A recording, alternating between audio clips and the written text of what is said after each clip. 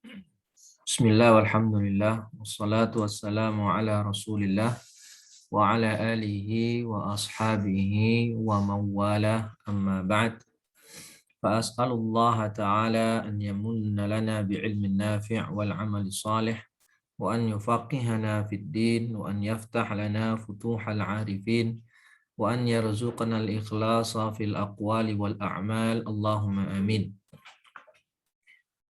Ma'asyiral muslimin, a'azzani Allah wa iyyakum. Alhamdulillah kita bisa melanjutkan kajian kita dalam membahas kitab Syarah Al-Waraqat fi Usulil Fiqhi karya Syekh Sa'ad bin Nasir Asy-Syatri hafizahullahu taala. Salawat dan salam senantiasa tercurahkan buat Nabi kita Muhammad sallallahu alaihi wasallam beserta keluarga beliau, sahabat dan orang-orang yang mengikuti sunnah beliau hingga akhir zaman. Baik, untuk kesempatan pagi hari ini, alhamdulillah sebentar lagi kita akan menyelesaikan kitab Syarah Al-Waraqat ini. Ya, ini insya Allah adalah pertemuan kedua atau pertemuan sebelum terakhir. Insya Allah kita akan selesaikan kitab ini di pertemuan yang pekan depan, pertemuan selanjutnya insya Allah. Dan nanti setelah itu mungkin kita akan membahas kitab lain, ya mungkin kitab fikih, ya, atau kita lanjutkan usul fikih lagi tapi dengan grade yang lebih di atas ini. Wallahu a'lam. Taib, qala al-musannif rahimahullahu taala wa nafa'ana bi'ilmihi fid dunya wal akhirah. Syurutul mufti wa min syurutil mufti an yakuna aliman bil fiqhi aslan wa far'an khilafan wa madhaban. Di antara syarat-syarat menjadi mufti, dia harus mengetahui fikih baik secara usul maupun furu' dan juga mengetahui khilaf dalam madhab. Syarah. Penjelasannya, thumma dzakara al-muallifu syurutal mufti wal muradu bil mufti huwa al-mukhbiru bihukmillahi subhanahu wa ta'ala. Kata beliau, kata pensyarah, kata Syekh An-Nathir Asy-Syatri, mufti itu adalah al-mukhbir bihukmillah, orang yang memberitahu atau orang yang mengabarkan tentang hukum Allah subhanahu wa ta'ala. Ya, kalau dari pengertian ini maka Masya Allah ini pengertian luas banget. Karena pengertiannya orang yang ketika seseorang itu menyampaikan hukum Allah kepada orang lain, maka sudah bisa dikategorikan sebagai mufti. Nah, jadi dai biasa, orang awam sekalipun ketika menulis status di medsos, menulis tentang Islam, ya, atau khotib di mimbar, atau ya apapun siapapun masuk dalam kategori mufti ini. Ya, selama dia selama dia mengabarkan hukum Allah. Nah, ini berarti pengertiannya maknanya cukup luas. Siapapun bisa menjadi mufti selama tadi dia al-mukhbir bihukmillah. Dia mengabarkan atau memberitahu tentang hukum Allah. Nah, kalau dalam kitab Husulul Masarrat itu pengertian mufti atau ifta al-ikhbaru bihukmi syar'i al-muta'alliq bihadithatin waqi'ah min ghairi ilzam. Yang memberitahu tentang hukum syar'i yang berkaitan dengan hadithah waqi'ah, kejadian-kejadian yang terjadi, yang terkini atau kejadian sesuatu ya tanpa ada ilzam, tanpa ada istilahnya unsur pemaksaan atau mewajibkan. Itu ifta, ya. Berbeda dengan al-qadha. Kalau hukum dari qadhi, ya, putusan dari qadhi hakim itu sifatnya ilzam, sifatnya memaksa. Kalau ifta tidak. Tapi itu dari pengertian dulu, ya. Cuman yang namanya mufti ini punya syarat-syarat yang mungkin di zaman sekarang susah untuk kita temui orang yang selevel mufti ini. Syarat yang pertama, an yakuna aliman bil fiqhi aslan. Dia harus mengetahui ilmu fikih secara baik usul.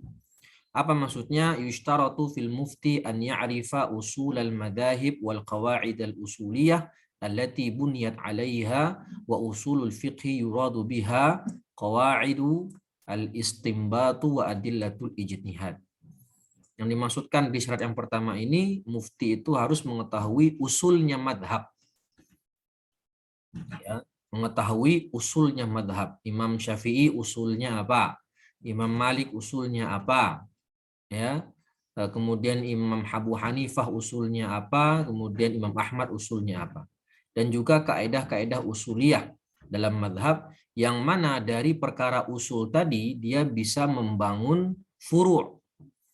Ya, membangun furu' di atasnya. Dan usul fikih dimaksudkan di sini kata beliau adalah kaedah dalam mengistimbat, dalam mengeluarkan hukum dan juga dalil-dalil ijtihad. Ya, kita sudah bahas di pertemuan-pertemuan awal yang namanya usul fikih itu membahas 3. Pertama al-adillah al-ijmaliyah, dalil-dalil yang sifatnya general atau dalil-dalil yang sifatnya umum, dan yang kedua qawaidul istimbat, bagaimana cara mengistimbat, dan yang ketiga adalah halal mustafid, keadaan orang yang mengistimbat. Itu pembahasannya bisa dari ijtihad atau muqallid nanti. Far'an tadi kan aslan, itu usul fikih, dan juga mengetahui perkara fikih furu', yakni al-furu'ul al-murattabah ala hadhihi al-qawa'idi wa laysa al-muradu isti'abul furu'. Wa innamal muradu al-qudratu ala tafri'il masailil hadithati bina'an ala qawa'idi wa usulil madhab. Bina'an ala qawa'ida wa usulil madhab. Ya. Jadi yang dimaksudkan adalah memahami fikih atau furu' itu bukan berarti dia isti'abul furu'. Tidak hanya maksudnya menguasai, hafal semua furu'. Ada orang yang hafal kitab Minhaj Al-Nawawi, ada orang yang hafal matan Abu Suja', ada orang yang hafal matan Safinatun Najah. Dia hafal berbagai macam kitab fikih dan masalah-masalah fikih yang ada di dalamnya. Jadi tidak hanya hafal, tidak hanya menguasai seluruh masalah fikih yang ada dalam kitab-kitab para ulama.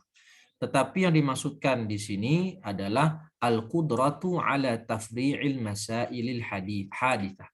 Dia mampu untuk punya kemampuan untuk tafri'. Dia menguasai usul. Nah, dari usul tadi dia bisa mengeluarkan furu', perkara-perkara cabang terkait masalah-masalah yang atau kejadian yang ada. Ya, yang binaan ala qawaid wa usul, yang dibangun dari atas usul madhab tadi. Ya, dia menguasai usul, dan dari usulnya itu dia bisa mengeluarkan perkara-perkara istilahnya tafri' gitu, mengeluarkan perkara-perkara cabang dari perkara usul tersebut. Ya, misalnya dia menguasai kalau Imam Syafi'i itu kan diantara usulnya adalah Imam Syafi'i itu tidak menerima hadis mursal kecuali mursal Sa'id bin Sa'id bin Thayyib. Nah, dari perkara itu, karena mazhab Syafi'i tidak menerima hadis mursal, maka ketika membahas tafri', mazhab Syafi'i tidak mengambil tafri' untuk menentukan perkara furu' dari hadis-hadis mursal. Itu diantara contohnya. Atau Imam Malik itu diantara perkara usulnya adalah beliau mengakui mengakui hujjah perkataan Ahlul Madinah. Nah, dari situlah nanti akan keluar perkara-perkara furu', perkara-perkara cabang. Dan juga mengetahui khilafan wa madhaban, yakni sawa'un kana hadha ta'sil wa tafri' binaan ala ijtihadin mustaqillin aw kana ala madhabin muayyanin wa dzalika anna al-mujtahid ala naw'ain. Baik perkara itu dalam perkara taksil, yaitu penguasaan terhadap usul, atau tafri', penguasaan terhadap perkara furu' cabang. Binaan ala ijtihadin mustaqil, baik itu dibangun di atas ijtihad yang tersendiri, mustaqil, atau terhadap madhab tertentu. Oleh karena itu di sini pensyarah bahwasannya mujtahid itu ada 2 jenis. Yang pertama mujtahid mutlak. Nah, ini level yang paling tinggi. Siapa itu mujtahid mutlak? Ghairu muqayyadin bimadhabi imamin minal a'immah. Yang dia tidak terikat dengan madhab imam manapun. Dia mempunyai kekhususan sendiri. Ya, dia mempunyai kekhususan sendiri yang dia mempunyai usul sendiri. Tidak terikat dengan madhab manapun. Ya, itu dia. Lahu usulun ikhtassa biha. Dia mempunyai usul yang bersendiri. Tidak ada di imam yang lain. Seperti Imam Abu Hanifah punya usul seperti itu istihsan. Imam Malik itu qaul ahli Madinah. Imam Syafi'i la yaqbal hadits al-mursal. Kemudian Imam Ahmad wallahu alam, ya. Lupa saya. Jadi setiap imam itu, imam mujtahid mutlak itu dia mempunyai usul yang khusus buat dia, yang tidak mengikuti usul imam yang lain. La fil usul wala fil furu'. Nah, itu.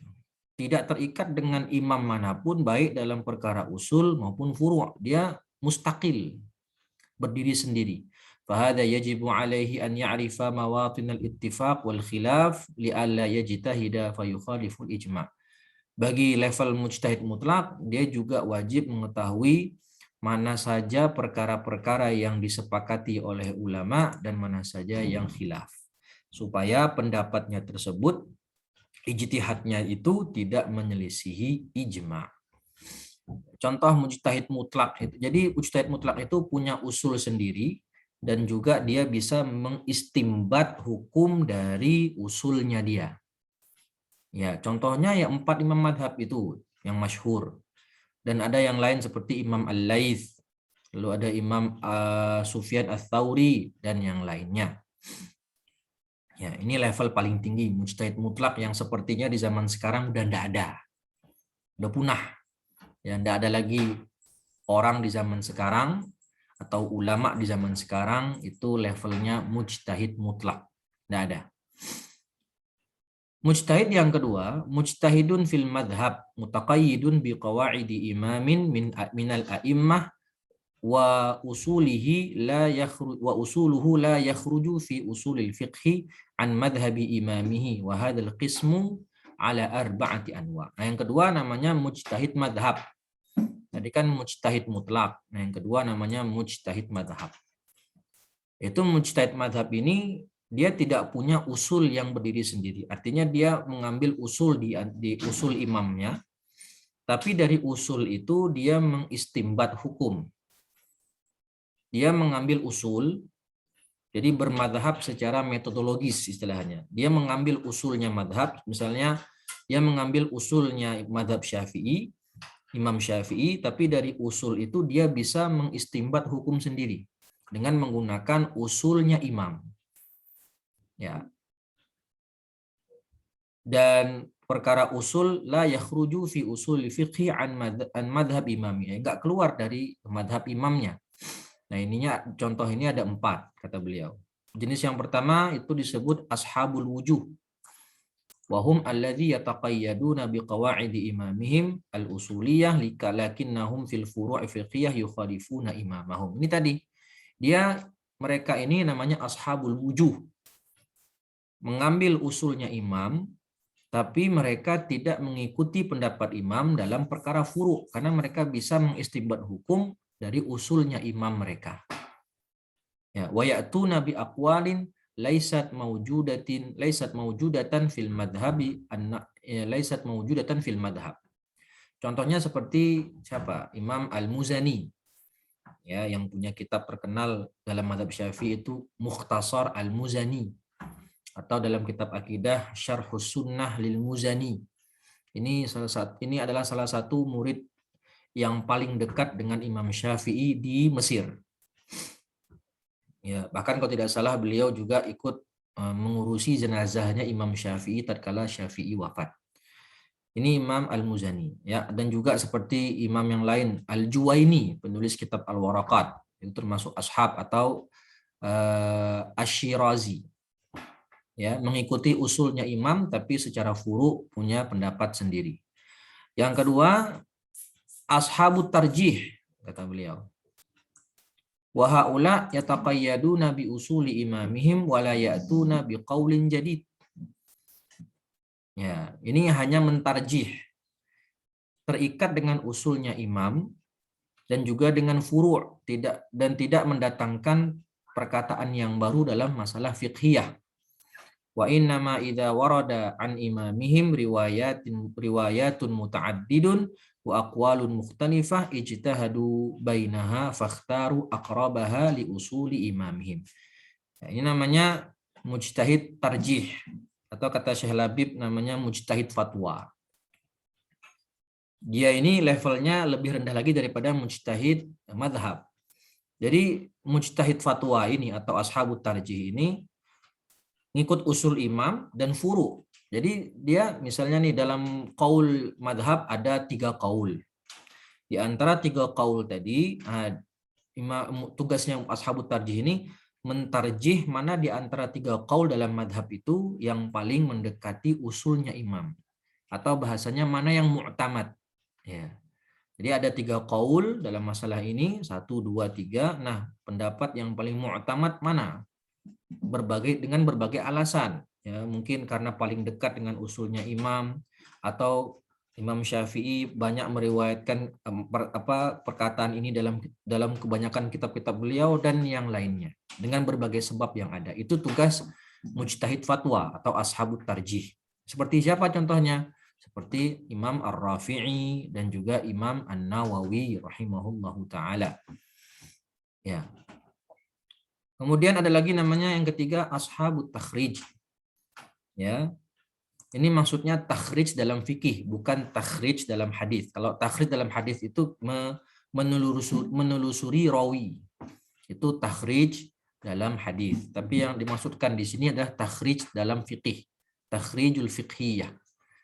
Ya, atau takhrijul fiqhi. Wa humul ladzi yukhrijuna al-masail al-fiqhiyah ala ma warada an a'immatihim, yang mengeluarkan masalah fiqhiyah dari apa yang ada atau yang terdapat dari perkataan imam mereka. Fa idza ja'atuhum mas'alatun jadidah qalu hadhil mas'alah mumathilatun litilkal mas'alah allati takallama fiha al-imamu fayulhiquna biha fil hukmi ala tariqatil qiyas. Jadi mereka ini kayak mengkias, kan kalau kias yang kita pelajari dalam usul fikih itu ada perkara usul, ada perkara furu. Ya, contohnya usulnya adalah emas dan perak. Nah, emas dan perak ini kan ada dalil di sana, ada terdapat riba di emas dan perak. Dalilnya ada dari Nabi SAW. Lalu dikiaskan dengan uang kertas di zaman sekarang, mata uang di zaman sekarang. Itu kias. Tapi qiyas di sini maksudnya ada perkara baru di zaman sekarang yang ternyata itu pernah dibahas, disinggung oleh imam mazhab. Dan dilihat 2 perkara ini memiliki illah yang sama. Makanya tadi ada perkara baru yang datang di zaman sekarang dan para ashabut takhrij ini melihat perkara ini mirip dengan perkara yang pernah disampaikan, dibahas oleh imam dalam madhab. Dan ternyata ilahnya sama. Maka dihukumilah perkara yang baru itu sama dengan perkara yang pernah dibahas oleh imam madhab. Nah itu, jadi ala tariqatil qiyas. Jadi mengikuti metode qiyas. Naam. Yang keempat, ashabul hifzi. Nah, ini yang menghafal. Alladzina yahfadzunal marwiyatil waridah an imamihim imma binassiha atau bima'rifati mawatiniha. Ini sekedar menghafal saja. Ini levelnya lebih bawah lagi. Menghafal riwayat-riwayat atau qaul-qaul ulama madhab mereka, imam madhab mereka, baik secara nas atau hafal tempatnya. Oh, ini disebutkan oleh Imam An-Nawawi, disebutkan oleh Imam Asy-Syafi'i dalam kitab Al-Um di jilid sekian. Ya. Ini disebutkan Imam Syafi'i dalam kitab ini, dalam kitab itu. Ya, atau ya hafal perkara-perkara fikih dalam madhab, hafal. Ya, hanya sekedar hafal dan tidak bisa mengistimbat. Ya. Wal muftuna asalatan. Nah, yang dimaksud mufti yang hakiki, yang sebenarnya, ya, yang hakiki, ini mufti yang paling tinggi, ashabul qismil awal al mujtahidun ala jihatil itlaq, ala jihatil itlaq, artinya mujtahid mutlak. Wa yajuzu ala sahih istifta'u ashabil wujuh, boleh juga meminta fatwa, atau pendapat yang lebih tepat, boleh juga meminta fatwa dari orang yang levelnya ashabul wujuh, di bawah mujtahid mutlak. Dan boleh juga meminta fatwa dari ashabut tarjih, ya, seperti Imam An-Nawawi tadi. Jadi mufti itu kan ada 3, mutlak, mazhab, dan mujtahid fatwa. 3 mujtahid ini, level 3 mujtahid ini, boleh kita minta fatwa. Sekarang udah nggak ada mujtahid mutlak, maka kita tanya berfatwa kepada mujtahid mazhab. Ya, kalau tidak ada juga, maka bisa ke mujtahid fatwa. Wa amma ashabut takhrij. Nah, level yang itu tadi, yang ketiga dan keempat, ashabut takhrij dan hifdz, fahum mautinu daruratin. La yusaru ilaihim fil istifta illa inda adami wujudi ghairihim. Nah, yang levelnya cuma ashabut takhrij atau hifdz, ashabul hifdz, itu sejatinya hukum asalnya kita nggak boleh minta fatwa dari mereka, kecuali dalam keadaan darurat. Contohnya apa darurat? Ya nggak ada lagi. Di zaman sekarang misalnya sudah tidak ada mujtahid mutlak levelnya, nggak ada ashabul wujuh, tidak ada juga ashabut tarjih misalnya. Ya sudah, maka kita minta fatwa kepada level yang di bawahnya lagi, yaitu ashabut takhrij dan ashabul hifdz. Ya, kalau dari sini kita tahu ya di mana posisi kita gitu kan. Kalau Imam An-Nawawi aja itu baru sekedar mujtahid fatwa. Jadi Imam Nawawi itu dari satu sisi dia muqallid, mengikuti usul imam, bahkan mengikuti furuknya imam juga. Cuman beliau mentarjih mana dari sekian qaul imam itu yang lebih rajih dan dikatakan sebagai pendapat yang mu'tamad dalam madhab. Itu kerjanya Imam An-Nawawi. Dari satu sisi dia muqallid, sisi lain dia mujtahid, tapi mujtahid fatwa. Itu Imam Nawawi yang terkenal. Ya, bagaimana dengan yang di bawahnya? Berarti kita ini levelnya baru level muqallid. Ya, sangat jauh sekali. Ya, apalagi dengan imam mujtahid mutlak seperti Imam Syafi'i, Imam Ahmad, Imam Abu Hanifah, dan Imam Ahmad bin Hambal. Nah, Masya Allah. Ya, itu bagaikan langit dan bumi atau bainas sama was sumur, jauh sekali. Ya, kamilal alah, syarat yang lain mempunyai sempurna alat untuk berijtihad. Bi an yakunal mujtahidu indahu ma'rifatu bil qawaidil usuliyah allati tustakhraju biwasitatiha al ahkamu wa laysa al muradu mujarradul ma'rifah. Maksudnya memiliki alat yang sempurna untuk berijtihad, dia mengetahui kaidah-kaidah usul. Ya, yang dengan kaidah usul tadi, dengan perantara memahami dengan baik kaidah usul tersebut, dia bisa mengeluarkan hukum, mengistimbat hukum dari kaidah itu. Dan bukan maksudnya mengetahui ma'rifah itu mujarrad ma'rifah, hanya tahu gitu aja. Hanya tahu, sekedar tahu ma'rifah. Akan tetapi la budda minal qudrah ala istikhdamiha wastimbatil ahkami biwasitatiha. Ini dia. Tapi yang dimaksudkan ma'rifah dengan kaidah usuliyah itu tidak hanya sekedar tahu, tapi bisa menggunakannya untuk mengistimbat hukum. Ya, untuk mengeluarkan hukum lewat kaidah usul itu. Punya kemampuan, tidak hanya sekedar hafal, tidak hanya sekedar tahu. Wa kadzalika yahtaju ila ma'rifatin nahwi wal lughati allati yata'allaqu biha fahmun nusus. Fahmun nususil waridati fil mas'alatil mujtahadi fiha li'annakum ta'rifuna anna katsiran minal ahkami takhtalifu bi ikhtilafin nahwi fiha. Selain mengetahui perkara usul, perkara fikih dan menguasai kaidah fiqhiyah, juga harus menguasai ilmu nahwu dan bahasa Arab tentunya. Ya, karena kita tahu yang berkaitan dengan pemahaman nusus yang berkaitan dengan objek yang diijtihad. Karena kita tahu bahwasannya banyak dari hukum-hukum syariah itu berbeda-beda hasilnya itu berdasarkan pemahaman bahasa dari masing-masing imam. Jadi kenapa? Seperti kan contoh sederhananya menyentuh wanita yang bukan mahram, apakah membatalkan wudhu atau tidak? Imam Abu Hanifah bilang nggak batal, karena maksudnya kalimat aula mastumun nisa itu maksudnya adalah jima. Imam Syafi'i bilang batal karena la mastum itu artinya la mastum, menyentuh. Ya, menyentuh saja. Jadi dari pemahaman terhadap nusus yang berasal dari kaedah nahu dan bahasa Arab itu bisa ayatnya sama tetapi hukum yang ditelurkan, hukum yang dihasilkan berbeda-beda.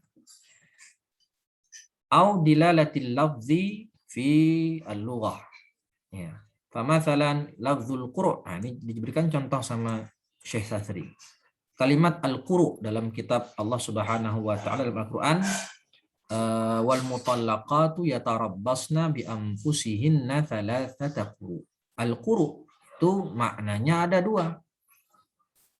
Ya, maknanya ada dua dalam bahasa dan ini sudah masyhur, bisa bermakna suci, tuhurun, bisa bermakna haid. Hadhihi mas'alatun lughawiyah tarattaba 'alaiha mas'alatun fiqhiyah. Jadi dari perbedaan arti ini saja itu nanti bisa melahirkan masalah fiqhiyah, hukumnya berbeda. Ya, jadi sangat lucu orang ngakunya mujtahid tapi nggak menguasai nahwu dan nggak menguasai bahasa Arab. Ya. Ini dari mana dia bisa menghasilkan hukum, mengeluarkan hukum dari Al-Quran dan hadis? Kalau dia sendiri tidak paham bahasa Arab, nggak usah jauh-jauh paham usul fikih, paham bahasa Arab dulu dan paham kaedah-kaedah nahu.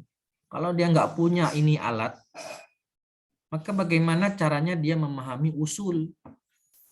Padahal usul fikih itu adalah alat untuk istimbat. Nah, dari sini kita tahu ya, kita belajar untuk tahu diri. Untuk tahu diri supaya tidak gampang berfatwa. Tidak gampang mengatakan ini halal, ini haram tanpa ilmu. Karena sejatinya kita ini levelnya level muqallid. Muqallid yang ya Masya Allah jauh sekali dari level para ulama kibar di zaman yang lalu. Ma'rifatur rijal. Begitu juga mengetahui rawi-rawi. Ma'rifatur rijal, mengetahui para perawi. Yakni annahu yushtaratu fil mufti an yakuna aliman birrijal alladhi rawahu al-akhbar al-waridah fil mas'alatil mujtahad. Wajib bagi mufti itu untuk mengetahui keadaan para perawi yang meriwayatkan hadis, meriwayatkan akhbar yang terkait dengan masalah atau objek ijtihad. Ya. Wahada ahadul qaulain fil masalah, ini adalah salah satu pendapat dalam masalah ini. Wal qaulul akhar bi anna al mujtahid qad yakunu mujtahidan fil fiqhi mu'awwilan fi sihhatil akhbar ala ghairihi wa huma qaulan lil usuliyyin. Ada jadi pendapat lain mengatakan enggak, mujtahid itu enggak harus mengetahui rawi. Cukup dia mengambil hadis ini sahih menurut siapa. Ya, tapi dari hadis itu dia bisa mengistimbat hukum. Jadi untuk mentakhrij hadisnya itu cukup dia berpegang dengan takhrij dari imam yang lain, mengikuti imam yang lain. Shahahahu Al-Bukhari, shahahahu Muslim, shahahahu Baihaqi. Tapi dari hadis itu nanti dia bisa mengistimbat hukum sendiri. Tapi kalau level mujtahid mutlak, nah itu harus mujtahid mutlak sampai perkara hadis, tidak boleh dia mengikuti takhrij hadis dari ulama yang lain. Harus dia sendiri yang meneliti rawi itu. Tak boleh dia taklid kepada takhrij hadis dari imam ahli hadis yang lain. Itu levelnya kalau mujtahid mutlak. Nah, lalu mengetahui tafsir ayat. Ya. Ay ya'rifu an-nususal waridata fil mas'alatil mujtahad fiha kitaban wa sunnatan wa ya'rifu kaifiyata tafsiriha. Mengetahui dalil-dalil yang berkaitan dengan objek ijtihad. Jika ada perkara A. Nah, perkara A ini apa dalil yang berkaitan dengannya? Ya harus tahu. Ya, baik dari Al-Qur'an maupun sunnah. Tidak hanya tahu dalilnya, tapi juga mengerti tafsirnya. Fatakhallasa min hadza annal mujtahida yushtaratu fihi arba'atu syurut. Kesimpulannya, setelah pembahasan tadi, kita mengetahui bahwasannya mujtahid itu mempunyai 4 syarat yang harus dimiliki. Yang pertama, an yakuna kamilal alati fil ijtihad, mempunyai ilmu alat yang cukup, alat yang sempurna untuk berijtihad. Bi an yakuna arifan bi usulil fiqhi qadiran ala tatbiqihi, mengetahui usul fikih dan juga mampu untuk mempraktekkannya. Syarat yang kedua, an ya'rifal adillata fil mas'alatil mujtahada fiha. Mengetahui dalil-dalil yang berkaitan dengan objek ijtihad. Ma'rifatan tammatan bi an yaghliba ala dhannihi annahu la yujadu hunaka dalilun laisa fi dhihnihi. Ya, dengan secara ghalabatul dhan, annahu la yujad hunaka dalilun, tidak ada dalil lagi yang ada di pikirannya. Ya, ini dia mengetahui dalil-dalil dari Quran dan Sunnah yang berkaitan dengan objek ijtihad itu dengan sebaik-baiknya. Syarat yang ketiga, an ya'rifa mawatinal ittifaq wal khilaf. Mengetahui perkara-perkara apa saja yang masuk perkara ijma', perkara yang disepakati oleh para ulama, dan juga mana saja perkara yang mukhtalaf, yang memang ulama di situ ada silang pendapat. Supaya apa? Supaya nanti pendapatnya itu, kalau dia mujtahid mutlak, pendapatnya itu tidak menyelisihi ijma'. Pendapat yang dia keluarkan itu tidak menyelisihi ijma'. Syarat yang keempat, an ya'rifa minal lughati wan nahwi ma yatamakkanu bihi min fahmil adillah. Mengetahui kaedah lughah dan juga nahu. Ya, artinya menguasai bahasa Arab lah istilahnya. Ma yatamakkanu bihi min fahmil adillah. Yang mana memungkinkan bagi mujtahid tadi untuk memahami dalil-dalil yang ada yang berkaitan dengan objek ijtihad. Ya, jadi ini 4 syarat ini. Kalau kita lihat ya Masya Allah, sepertinya sangat langka sekali orang di zaman sekarang yang memiliki 4 syarat ini. Apalagi selevel mujtahid mutlak. Mujtahid madhab aja mungkin sudah tidak ada. Ya, mujtahid mazhab saja mungkin sudah tidak ada. Kalau mujtahid tarjih ya mungkin ada. Ya, tapi selevel mujtahid mutlak dan mujtahid mazhab yang mungkin sudah tidak ada. Kalau mujtahid mutlaknya udah nggak ada. Mujtahid mazhab mungkin sudah sangat langka, mungkin. Ya, wallahu a'lam. Artinya kebanyakan umat Islam di zaman sekarang, apalagi dai-dai, ustadz-ustadz di zaman sekarang, kebanyakan levelnya level muqallid. Dan namanya taklid itu juga bertingkat-tingkat. Ya, bertingkat-tingkat. Ada yang muqallidnya tinggi, ada yang muqallidnya benar-benar rendah yang nggak tahu sama sekali hukum Islam. Ya, maka dari itu dari sini kita harus ta'zim kepada para ulama karena memang level keilmuan mereka jauh di atas kita dan kerja mereka lebih berat daripada kita ketika mereka mengeluarkan hukum dari Al-Qur'an dan Sunnah langsung. Bukan seperti kita ini. Naam. Wallahu a'lam bishawab. Ya, mungkin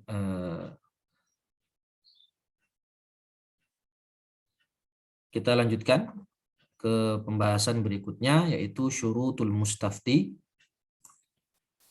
syarat orang yang meminta fatwa. Nah, kita baca aja, ini mudah insya Allah.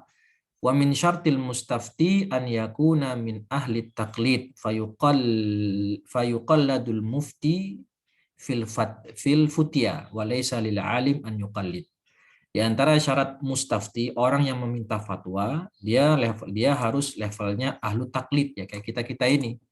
Maka dia mengikuti mentaklid mufti dalam fatwanya dan tidak boleh bagi mujtahid atau alim untuk mentaklid. Hadza huwal qismu tsani minan nas id innal qismal awwal ahlul ijtihad. Level pertama itu level ulama mujtahid, ahlul ijtihad, wa hum alladzina yuftun wa yuftuna anfusahum aw yuftuna ghairahum. Ya, berfatwa untuk diri mereka sendiri atau untuk orang lain. Dan jenis yang kedua al-mustaftun, orang yang meminta fatwa. Mereka adalah ahlu taqlid wa haula hum alladzina faqada fihim ahadus syurut. Yang mereka kehilangan salah satu syarat-syarat mujtahid yang tadi telah disebutkan. Faman kana kadzalika fa innahu hina idzin yahrumu alaihi akhdhul ahkam minal adillah mubasyaratan. Kalau levelnya itu level muqallid, haram bagi dia untuk langsung mengambil hukum dari dalil. Nah, nggak boleh ya. Siapa kita gitu? Kita nggak punya alatnya, karena alatnya itu usul fikih dan ma'rifatul lughah tadi disebutkan di antara syaratnya. Nah, bagi yang nggak punya syarat tadi, nggak boleh bagi dia langsung mengistimbat hukum dari dalil, karena nggak punya alat. Haram, lihat tuh, haram. Wa yahrumu alaihi ifta'u ghairihi ala jihatil istiqlal. Tidak boleh juga bagi dia berfatwa untuk orang lain ala jihatil istiqlal. Ya, tanpa mengikuti, tanpa mengambil pendapat dari imam atau pendapat dari ulama madhab. Dia berfatwa dengan sendirinya, dengan ilmunya sendiri, tidak terkait dengan pendapat ulama lain. Nah, itu istiqlal. Nggak boleh, siapa ente gitu kan.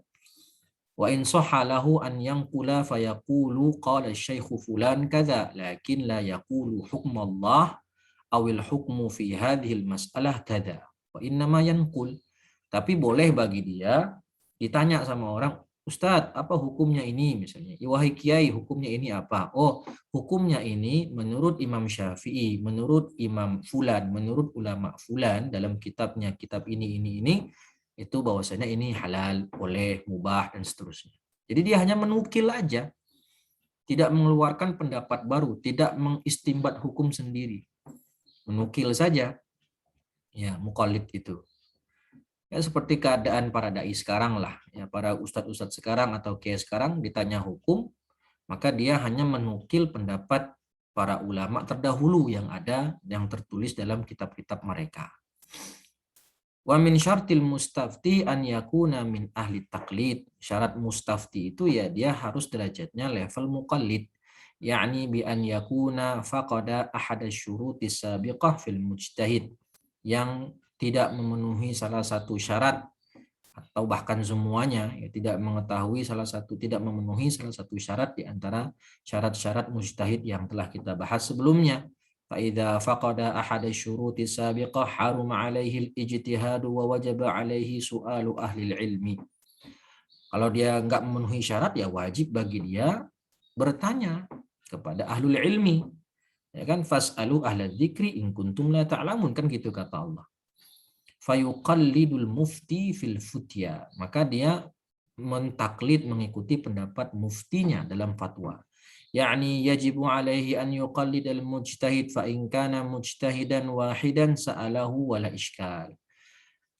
Kalau mujtahidnya itu di negeri itu cuma satu, ya maka dia gampang lah, nggak ada masalah. Tinggal dia bertanya kepada mujtahid yang satu-satunya itu.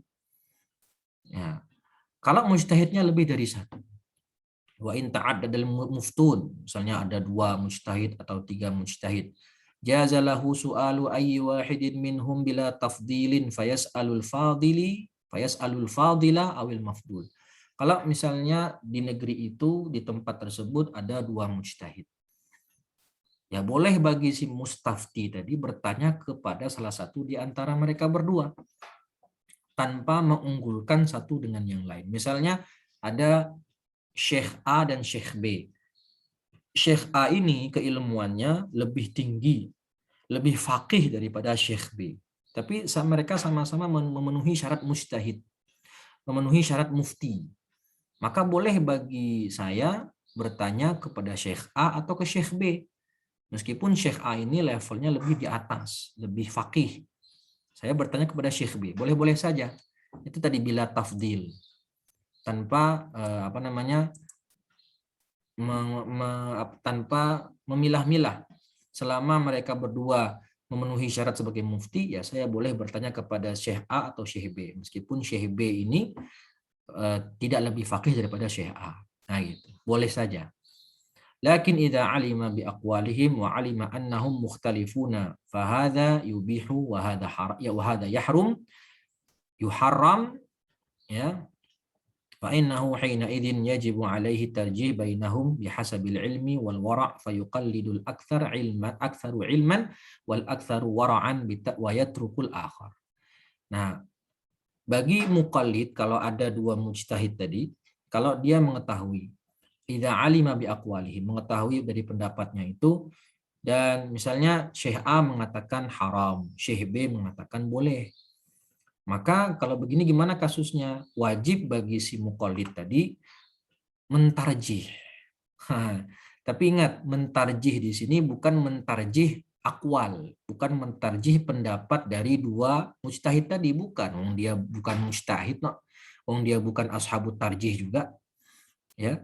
Tapi dia mentarjih siapa? Mentarjih bainahum, mentarjih kualitas dari antara dua mujtahid tadi. Syekh A, Syekh B. Syekh A mengatakan haram, Syekh B bilang halal. Nah, setelah dia lihat, ternyata Syekh B ini keilmuannya lebih faqih, lebih banyak, dan dia lebih wara' dalam ketaatan dibandingkan Syekh B. Maka boleh bagi si muqallid ini lebih mengikuti pendapat Syekh A.